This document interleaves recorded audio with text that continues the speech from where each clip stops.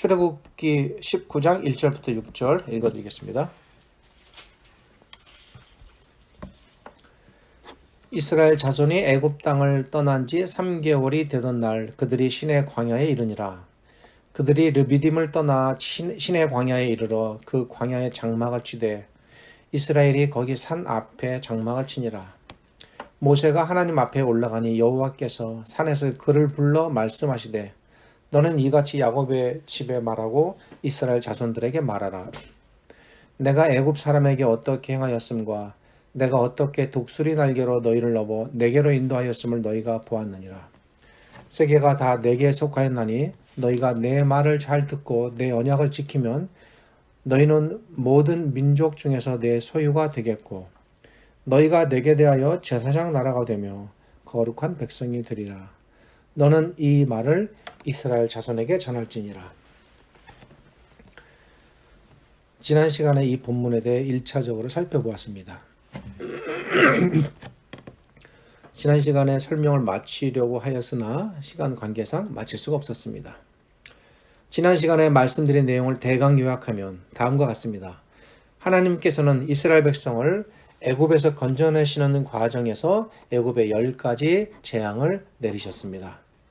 그 10가지 재앙들 가운데 다른 9가지 재앙과 큰 차이점이 있는 재앙은 10번째 재앙, 장자의 죽음이었습니다. 그 이유는 다른 9가지 재앙들은 모두 이스라엘 백성의 어떤 노력이나 대비와 상관없이 재앙이 그들을 자동적으로 피해갔지만 이 10번째 재앙은 이스라엘 백성에게도 예외가 아니었기 때문입니다. 어린 양을 죽인 후 그 피를 문 입구에 바르라라는 하나님의 지시에 따르지 않는 자는 설령 그들이 이스라엘 백성이라 할지라도 죽음을 면할 수 없었던 것입니다. 이것은 그 반대의 경우에도 해당됩니다.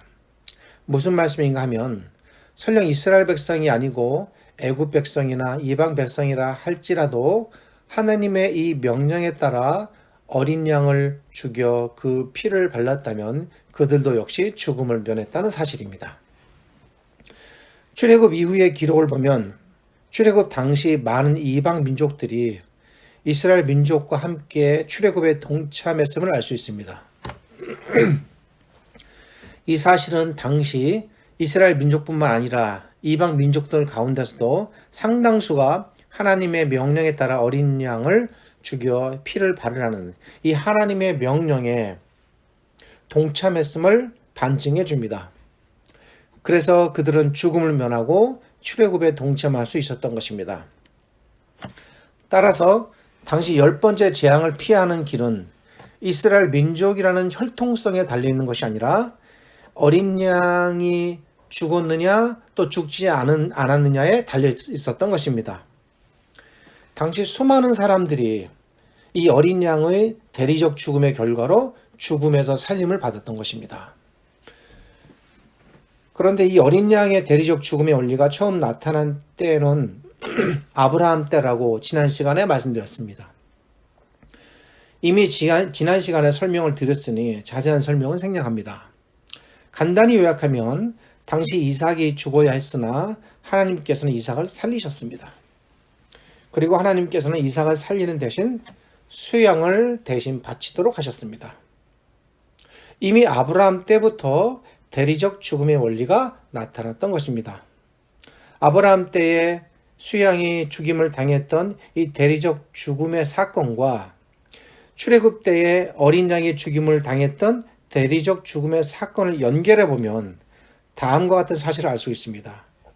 그것은 첫째로 아브라함 때에 나타난 대리적 죽음의 사건은 결코 아브라함 때에 하나님께서 이삭을 살리시기 위해 우연히 또는 갑작스럽게 시행된 사건이 아니라는 것입니다. 하나님께서 이삭을 살리시고 이삭 대신 수양을 바치도록 하셨을 때부터 이미 하나님께서는 어떤 계획을 품고 계셨던 것입니다. 그것은 장차 하나님께서 자기의 백성이 죽음에 이를 만큼 심각한 죄를 범하거나 아니면 죽음에 이를 수밖에 없는 어떤 상황이 됐을 때 자기의 백성을 살리시기 위하여 사람 대신 짐승을 죽여 자기의 백성을 살리실 것이라는 것입니다. 이것이 하나님께서 이삭을 살리시고 수양을 바치도록 하셨을 때부터 아주 그 오래전부터 품으셨던 하나님의 구원 계획이었습니다. 지난번 설교에서 제가 한 책의 제목을 말씀드렸는데 그 제목처럼 이것이 바로 가스 플랜이었습니다. 그리고 하나님께서는 이 가스 플랜에 따라 차근차근 자신의 구원 계획을 단계적으로 이루어 가십니다. 이러한 하나님의 구원 계획에 따라 아브라함의 아들인 이삭을 살리신 대리적 죽음의 원리가 처음 확대되어 시행된 사건이 바로 출애굽 당시의 어린 양의 죽음 사건이었습니다. 한 개인을 죽음에서 건지셨던 이 살림의 원리가 이스라엘 전 민족에게 그리고 심지어 이방 민족에게까지 확대되어 시행된 것입니다. 이런 연관성을 우리가 생각하면서 성경을 보아야 합니다. 이렇게 확대되어 시행됨으로써 하나님께서 이삭을 살리셨던 그 당시 대리적 죽음의 사건이 결코 당시의 우발적 사건이 아니었음이 드러난 것입니다. 출애굽의 어린 양 사건은 하나님께서 이미 자기의 모든 백성을 구원하실 계획을 품으시고 그 계획에 따라 첫 단계로 시행된 사건이었습니다. 특별히 우리는 이삭을 살린 대리적 죽음의 사건이 이스라엘 전 민족에게 확대됨과 동시에 특별히 이방 민족들까지도 살려내는 영역까지 확대되었다는 이 사실에 주목해야 합니다. 이스라엘 백성을 애굽에서 건지신 이 대리적 죽음의 사건을 통해 이미 하나님께서는 장차 이방의 모든 민족도 구원의 백성에 들게 하실 것이라는 원리를 보여주셨습니다. 근데 그것이 그 양이 좀 부족하고 또 그 분명성이 좀 희미해서 우리에게 잘 와닿지 않을 뿐입니다. 근데 서서히 그런 원리가 이제 나타나기 시작합니다.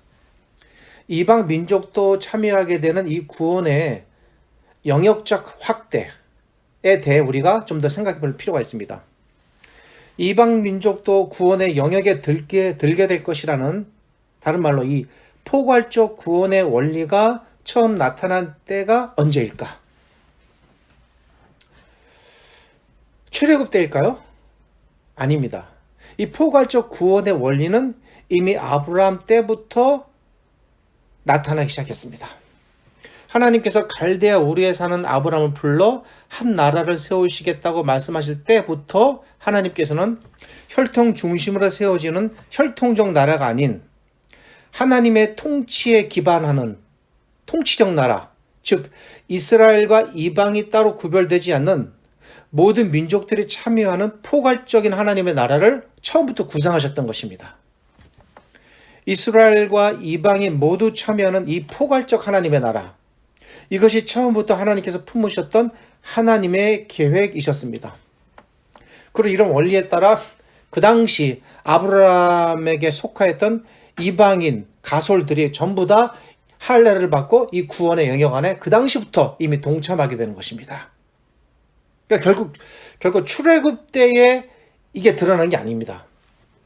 이스라엘 백성이 애굽에서 나올 때에 허다한 민족, 이방 민족이 출애굽의 대열에 동참하게 되는데 이방 민족들의 이 출애굽 동참이 이러한 하나님의 계획이 이제 광범위하게 이 땅에 시행됨을 알려주는 것입니다.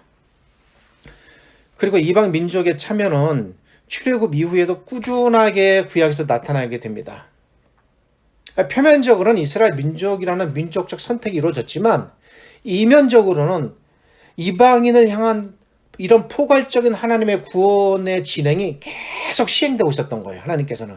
그리고 그것을 극대로 확대시켜서 이 땅의 모든 백성을 그 구원 안에 다 담아내려는 그런 하나님의 계획이 있었던 것입니다.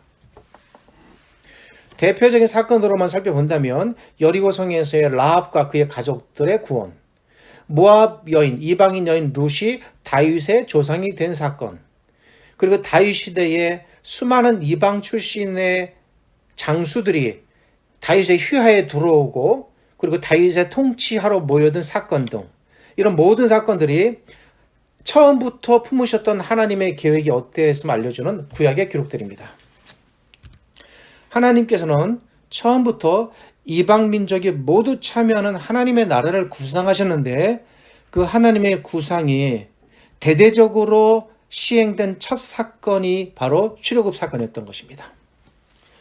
어린 양의 대리적 죽음의 사건을 요약하면 정리합니다. 두 가지 중대한 원리가 담겨 있습니다. 첫째로 하나님께서는 이 대리적 죽음의 원리를 확대 시행하여 이 대리적 죽음의 원리를 통해 자기의 백성을 살리셨다는 것입니다. 물론 이 자기의 백성 안에 이방인이 포함됩니다. 그리고 또한 하나님께서는 이 대리적 죽음의 원리를 포괄적으로 시행하여 혈통과 무관하게 그저 하나님께 나아온다면, 그 말씀을 받아들이고 따르고 순종한다면 혈통과 무방하게 이방인들도 차별 없이 구원에 참여시키셨다는 것입니다. 이 두 가지 중요한 의미가 출애굽의 어린 양의 대리적 죽음의 의미 안에 모두 담겨 있습니다. 이스라엘 백성의 죄성, 그들의 반역적 기질, 그들의 끊임없는 불순종적 태생 등등을 놓고 볼 때 이스라엘 백성은 결코 출애굽 때뿐 아니라 그 이후에도 광야 시대를 거쳐 가나안에서도조차 결코 죽음을 피해갈 수 없었습니다. 결코 하나님의 심판을 피할 수 없었습니다. 그러나 하나님께서는 어린 양을 대신 죽이시는 이 대리적 죽음을 통해 그들의 죄를 용서하시고 그들을 죽음에서 건져내셨습니다. 그들이 어린 양의 대리적 죽음을 통해 하나님께로부터 살림받았다는 이 사실이 눈에 보이는 사건으로 나타난 것이 그들이 바다를 건너 애굽으로 나온 사건입니다. 출애굽 이후에 그들은 끊임없이 비록 하나님을 거역하고 수없는 잘못을 반복하지만 그럼에도 불구하고 하나님께서 끝까지 그들을 버리지 않으셨음의 근거, 그들의 구원의 근거, 그것은 하나님께서 이미 어린 양의 이 대리적 죽음을 통해 그들을 살려내셨다는 이 사실에 기반하는 것입니다. 그러니까 거기서부터 그들의 구원은 출발되는 겁니다. 오늘 설교의 제목이 우리 구원의 근거와 목적입니다. 어린 양의 대리적 죽음이라는 희생의 사건을 통해 하나님께서는 자신의 선택과 구원을 스스로 지키고 유지하시고 끊임없이 다짐해 나가시는 것입니다. 그걸 변치 않으시려고 얼마나 하나님께서 치열하게 내적으로 싸우시고 고민하시고 애통해하시고 그리고 모세와 대화하시고 그렇게 해나간지 모릅니다. 그런 것들이 모세오경의 기록들입니다. 끊임없는 하나님 스스로의 신실하심의 역사가 모세오경입니다. 이스라엘 백성에게 내려진 하나님의 끝없는 은혜와 사랑과 구원의 출발은 바로 이 양을 대신 죽이신 대리적 죽음이라는 희생의 사건으로부터 출발합니다. 그리고 아브라함으로부터 시작되어 출애굽을 통해 확대 적용된 이 대리적 죽음의 원리는 여기서 멈추지 않습니다. 오늘은 이제 이런 것을 하나의 모티브로 해서 구약 전체를 한번 이렇게 쭉 훑어보려는 그런 작업을 하려는 것입니다. 하나님께서는 제도화하기 원하셨습니다. 이 하나님께서 만드신 제도가 바로 죄 용서를 베풀기 위하여 만드신 제사제도였습니다. 비록 이스라엘 백성이 애굽에서 어린 양의 대리적 죽음을 통해 건짐을 받았지만 그들은 그 이후에도 수없이 죄를 반복하고 거역했습니다. 이미 하나님께서는 그들의 이러한 징후들을 충분히 감지하셨습니다. 아마 그럴 것이다. 언약의 저주와 축복을 말씀하셨지만 분명히 이들은 저주의 길로 갈 것이다. 이 하나님께서 지속적으로 그들을 살리실 방도를 마련하십니다. 하나님께서는 아브라함 때의 대리적 죽음의 사건과 출애굽 때의 대리적 죽음의 사건을 제도를 통해 이스라엘 백성 안에 정착시키기 원하셨습니다. 하나님께서는 동일한 원리의 이 두 사건을 바탕으로 제도를 만드십니다. 이스라엘 백성이 지속적으로 죄를 용서받고 하나님께 나아올 수 있는 길을 열으신 겁니다. 이것이 하나님께서 세우신 제사제도의 목적입니다. 이 제사제도에 대한 규정은 이스라엘 백성이 가나안 땅에 들어가기 이전부터 이미 광야에서부터 준비되고 시행되게 됩니다. 그러나 이 제사 제도는 사람의 죄를 영원히 사할 수는 없었습니다. 우리가 그걸 어디서 할 수 있냐면 그들이 이 제사를 죽기까지 끊임없이 사는 날 동안 반복해서 드려야 했다는 사실. 이 부분에 대해서 히브리서 기자도 명백하게 기록합니다. 유한성이 있는 겁니다. 영원함이 없어요. 사람은 죄를 범하면 반복하여 늘 제사를 드려야 되고 그 무엇인가를 죽여야 했고 피를 흘려야 했고 그것을 통해 하나님께 나아와야 했습니다. 또 제사 제도는 사람의 죄를 영원히 사할 수 없을 뿐 아니라 지상의 모든 민족에게도 포괄적으로 적용될 수 없는 적용의 한계점을 갖고 있었습니다. 비이스라엘 민족이 이스라엘의 제도권 안으로 들어와서 제사를 통해 하나님께 나아오는 일, 거의 불가능에 가까운 일이었습니다. 이에 하나님께서 마침내 이런 것들을 다 타파하고 영원히 그리고 누구나 참여할 수 있는 한 일을 시행하셨습니다. 그것은 한 번의 시행으로 사람이 영원히 죄를 용서받을 수 있는 획기적인 시행입니다. 그것은 하나님의 애초의 계획처럼 이스라엘 이방인을 가리지 않고 시행되는 포괄적 구원을 단번에 이룰 수 있는 하나님의 시행이었습니다.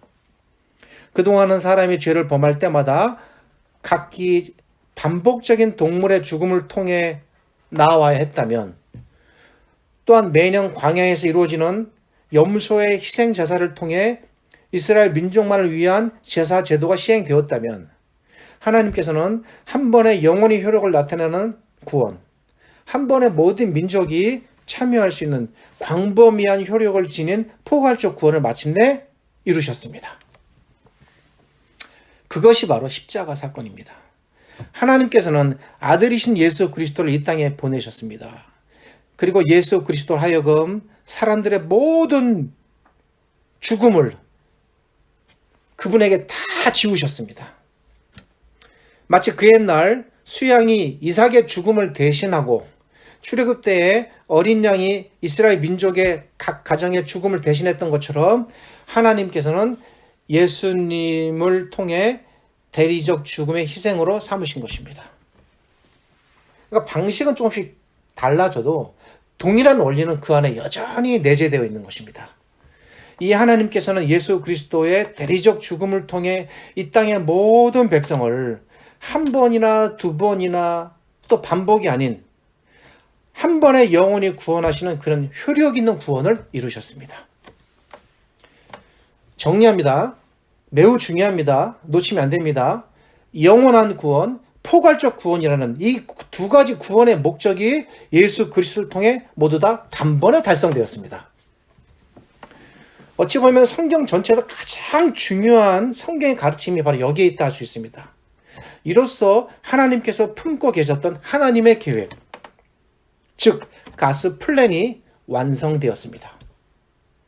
이삭의 죽음을 통해 나타났던 수양의 대리적 죽음, 출애굽 때에 나타났던 어린 양의 대리적 죽음, 제사 제도를 통해 끊임없이 나타났던 수많은 동물들의 대리적 죽음, 이런 모든 의미가 전부 예수 그리스도의 대리적 죽음을 통해 완성되고 구현된 것입니다.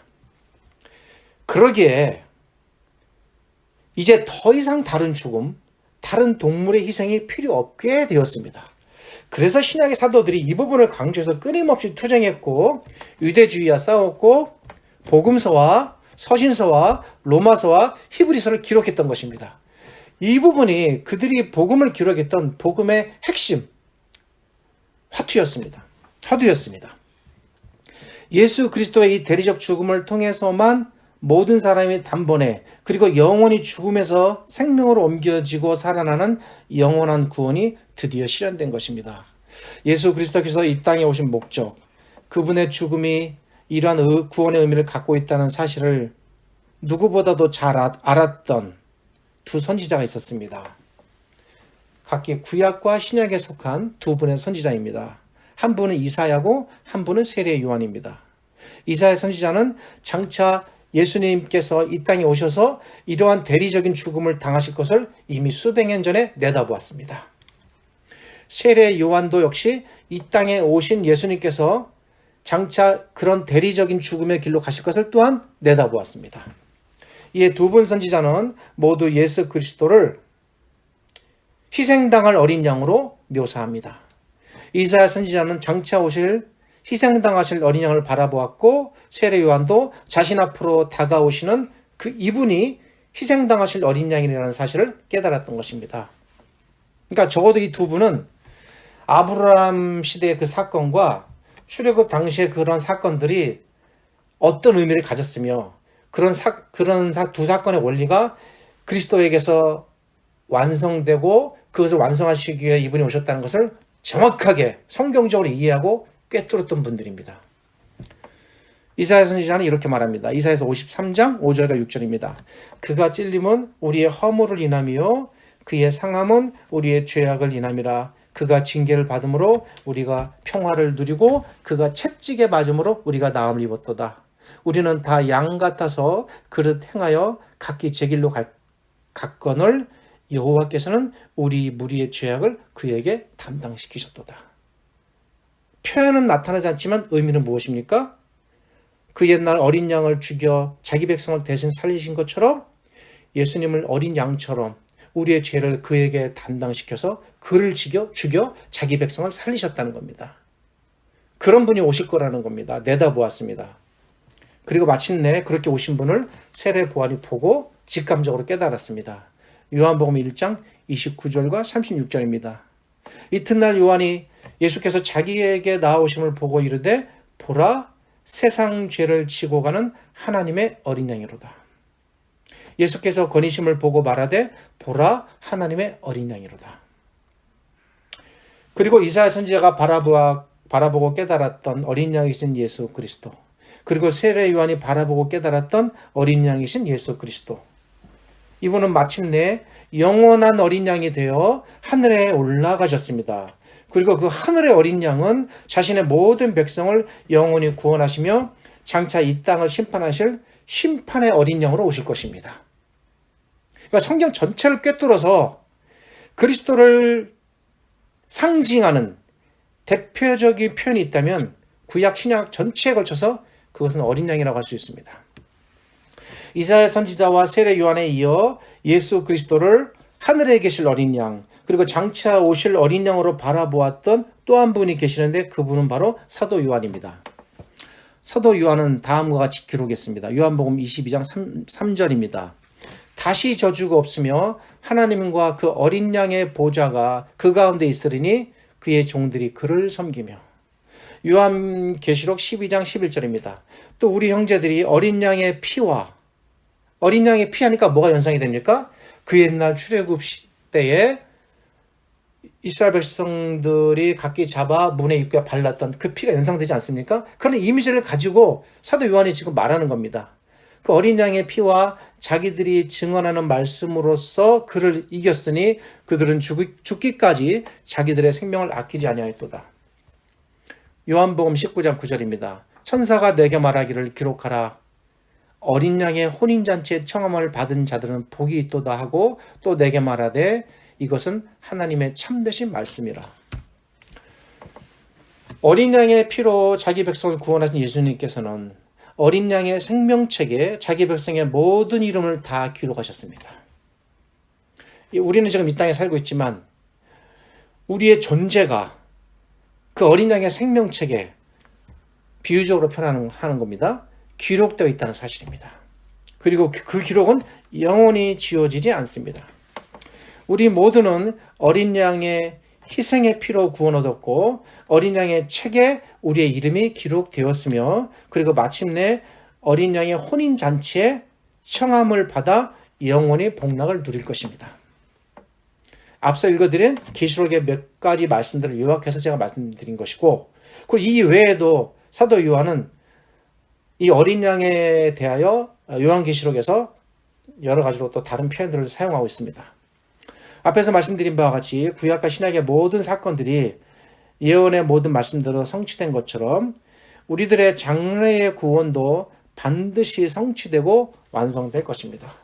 지금 이 말을 그냥 흘려드리면 무슨 말씀인지 모릅니다. 다시 한번 말씀드리겠습니다. 이게 대단히 중요한 말입니다. 구약에 기록된 모든 사건과 예언의 말씀들이 선지자들과 사도들을 통하여 예수 그리스도 당대에 다 완성되었어요. 근데 아직도 완성될 일이 있습니다. 그 앞에서 다 완성되었다면 그것이 앞으로도 완성될 것을 우리가 확신한다는 거예요. 이걸 성경은 믿음의 소망이라고 말합니다. 오늘 설교를 통해 부디 이 믿음의 소망, 이 확신을 마음에서 잃지 마시기를 바랍니다. 이것이 사실은 결론적으로 우리 설교의 핵심이고 포인트입니다. 오늘은 출애굽 사건을 가능케 했던 핵심적인 사건을 살펴보았습니다. 그것은 어린 양 사건이었습니다. 아브라함으로부터 시작해서 출애굽과 제사제도 그리고 예수 그리스도로 완성되는 이 어린 양의 대리적 죽음을 통해 나타난 하나님의 계획이 성경 전체에 걸쳐 어떻게 나타나는지를 살펴보았습니다. 결론을 내리면 어린 양의 사건은 우리 구원의 출발입니다.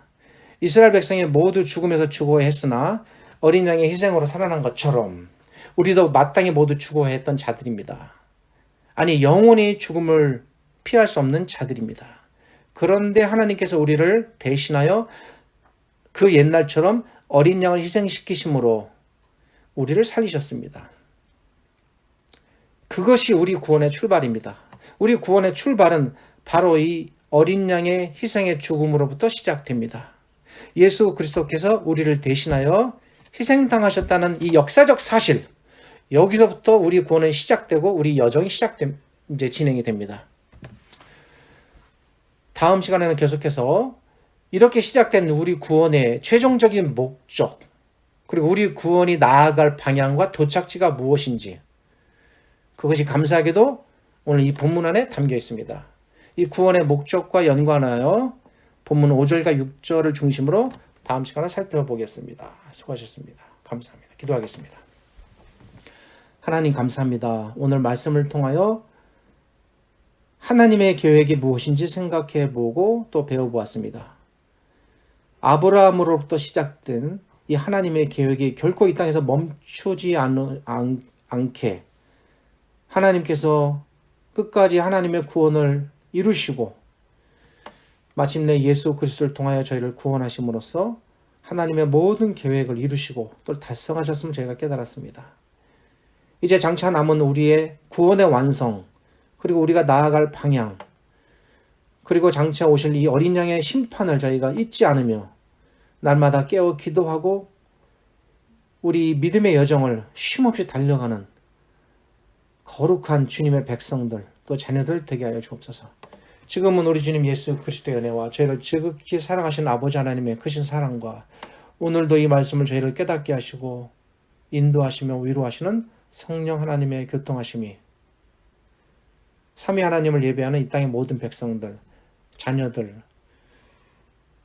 그리고 이 복음의 말씀이 전파되고 읽혀지고 들려지는 모든 곳곳마다 하나님의 위로와 도우심과 강한 구원의 능력이 나타나기를 소망하며 이루어지기를 우리 주님의 이름으로 축원하옵나이다. 아멘.